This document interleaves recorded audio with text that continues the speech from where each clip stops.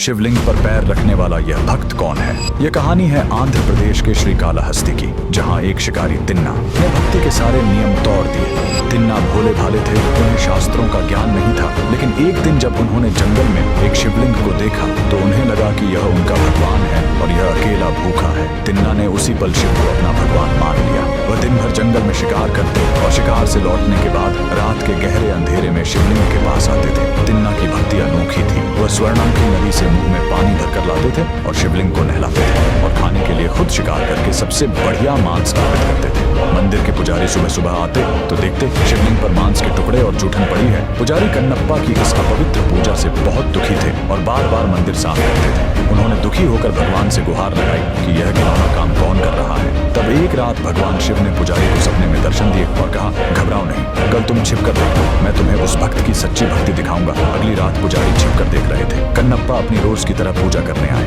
तभी शिवलिंग की दाईं आंख से अचानक खून बहना शुरू हो गया। कन्नप्पा घबरा गए। उन्होंने जड़ी बूटियां लगाई, लेकिन खून नहीं रुका। अंत में उस अनपढ़ भक्त को एक ही रास्ता सूझा, आंख के बदले आंख।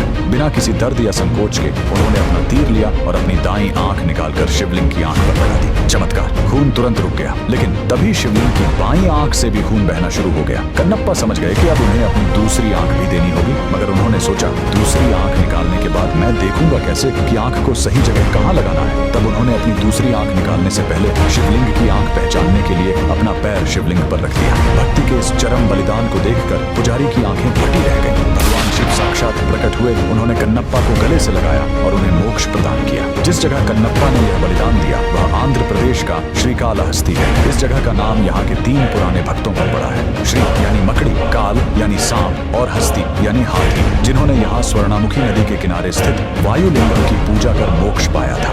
कन्नप्पा का बलिदान जिस जगह पर हुआ वह वायुलिंगम मंदिर के बगल में है और इसे कन्नपेश्वर पर्वत कहा जाता है। यही कन्नप्पा ने अपना नेत्र अर्पित किया था। मंदिर तक पहुंचने के लिए लगभग 325 सीढ़ियां चढ़नी पड़ती हैं। ऊपर आपको भक्त कन्नप्पा का मंदिर मिलेगा और उसके ठीक ऊपर भगवान गौरी शंकर की एक विशाल श्वेत प्रतिमा है। भक्त कन्नप्पा के इस बलिदान के लिए कमेंट में हर हर महादेव जरूर लिखें।